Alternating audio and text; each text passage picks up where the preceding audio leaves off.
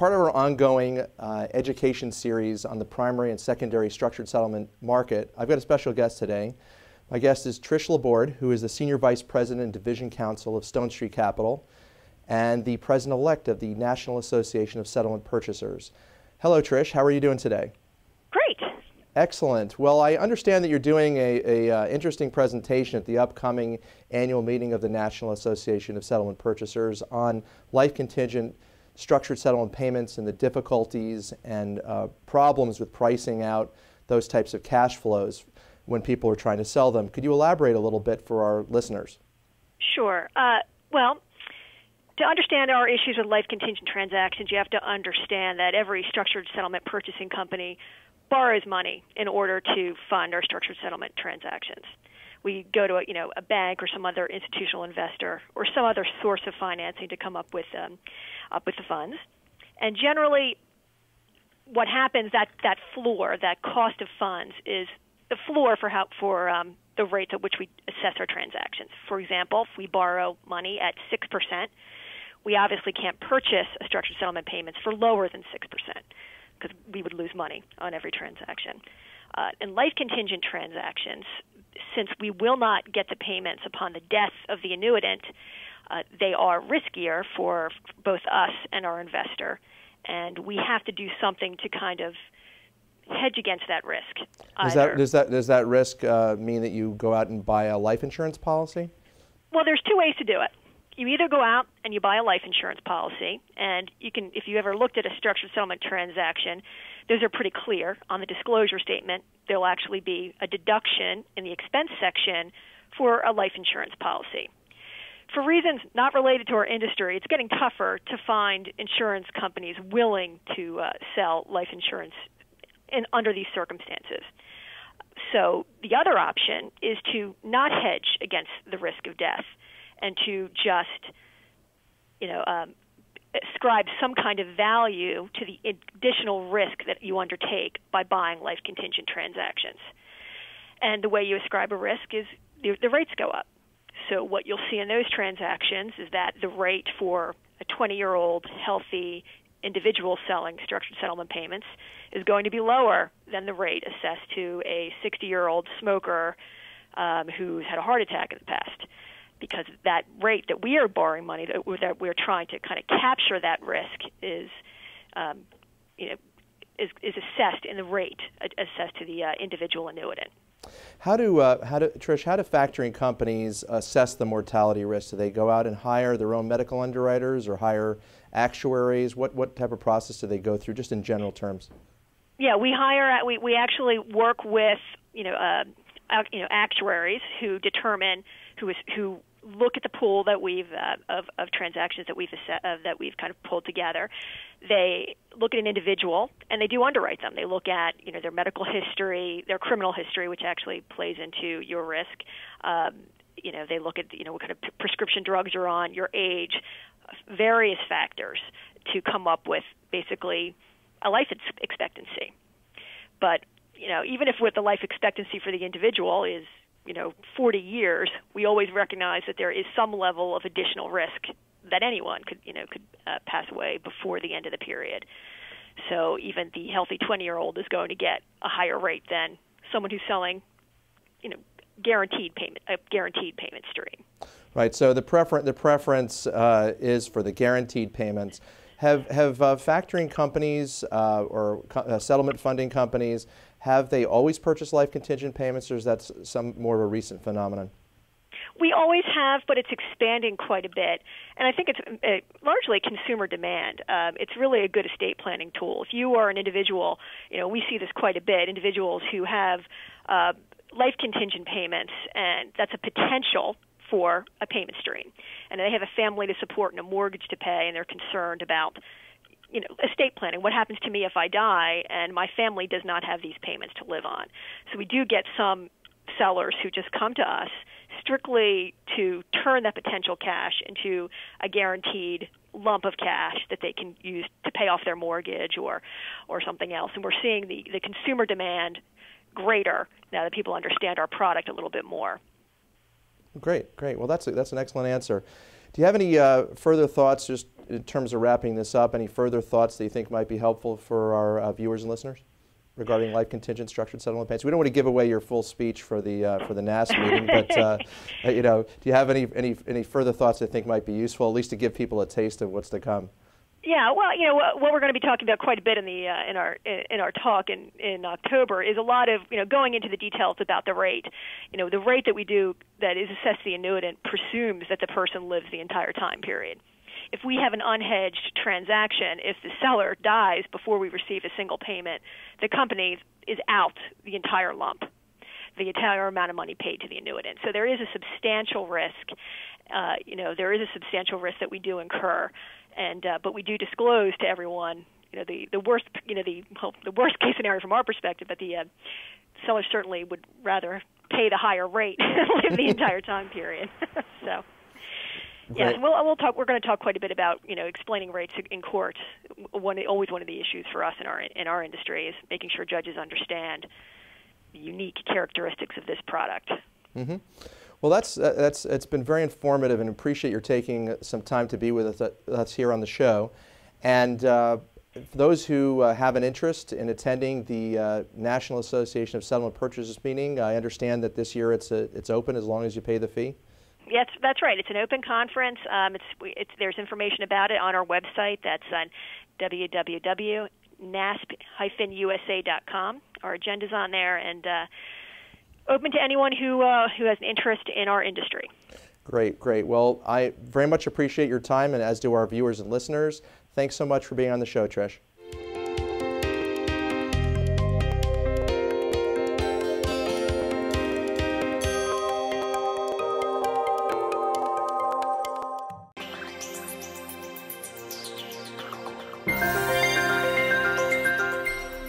Hi, I'm John Dare from ForStructures.com, and I'd like to take you through the structured settlement marketplace.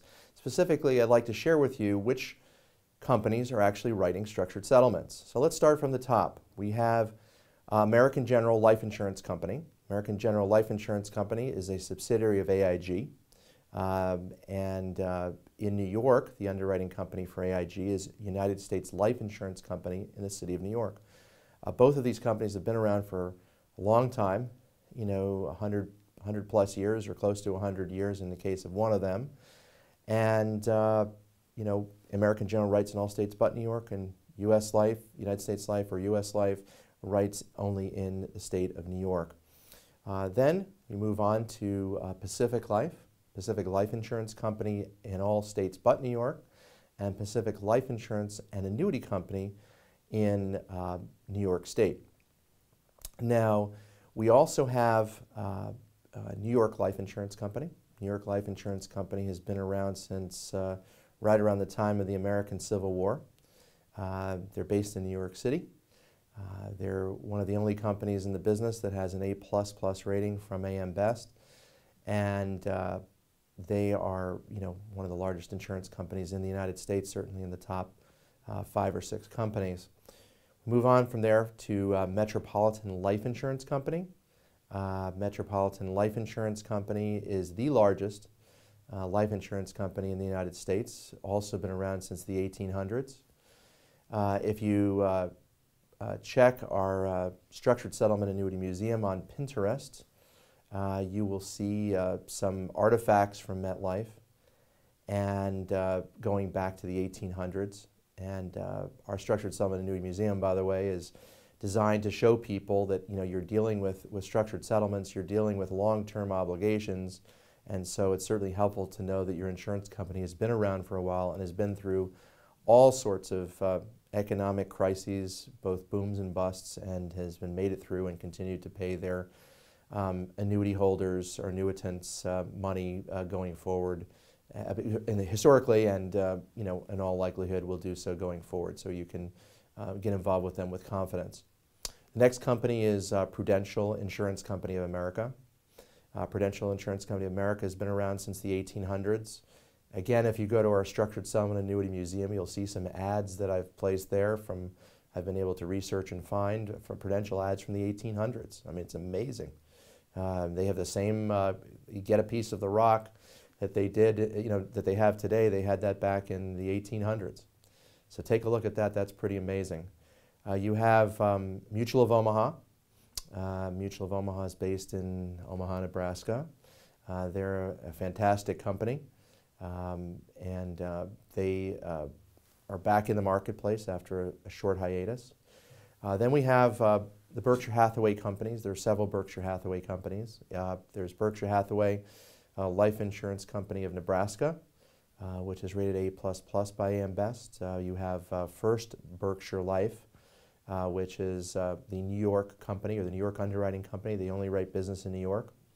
The obligations of any annuities that are, the assignee of any annuities that are purchased from either of those two companies is guaranteed by Columbia Insurance Company, which is another Berkshire Hathaway company. So you have a guarantee of the assignee from another A++ rated Berkshire Hathaway company.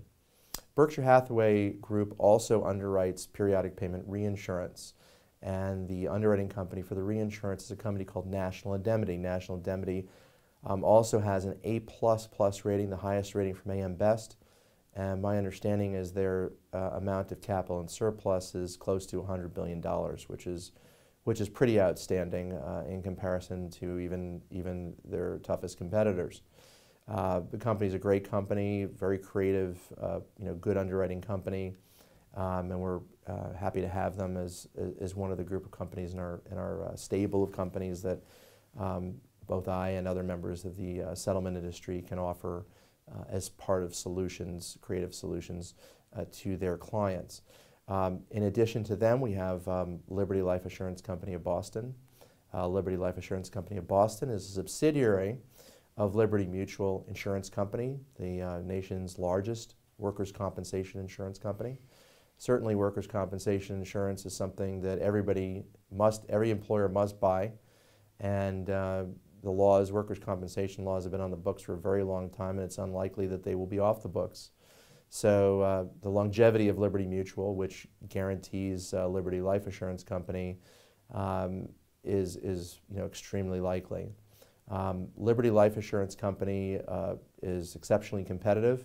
They're A-rated, but they're exceptionally competitive, and for certain types of cases, they're really fantastic. They have the only annuity-based non-qualified assignment company at the time of the making of this video. That's called Barco Assignments Limited. We've done other podcasts on non-qualified assignments, and you certainly can go to our website and see those videos, and many great applications for non-qualified assignments, including attorney fees, employment cases, commercial property cases. I mean, there's literally a ton of possibilities that can be used for with Liberty's non-qualified assignment product. It can be used with both self-insureds and insurance companies.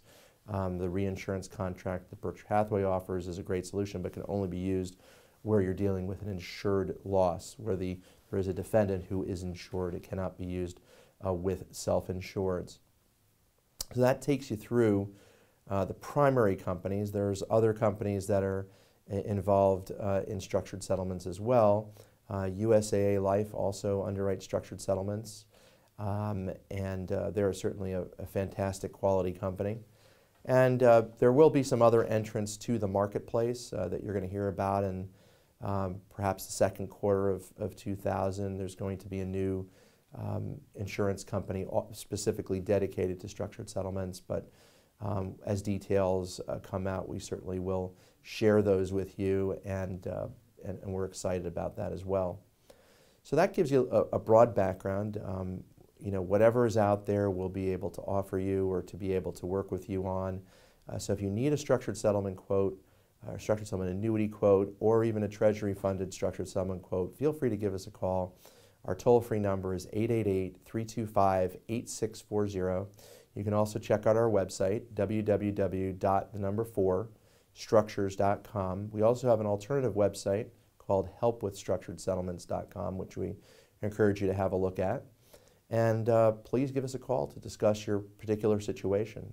If you need more advice than just simply an annuity quote, we do comprehensive settlement planning, a variety of different services, and be happy to share with you those particular issues as well. Thanks so much. My name is John Darrer, forstructures.com. Have a great day.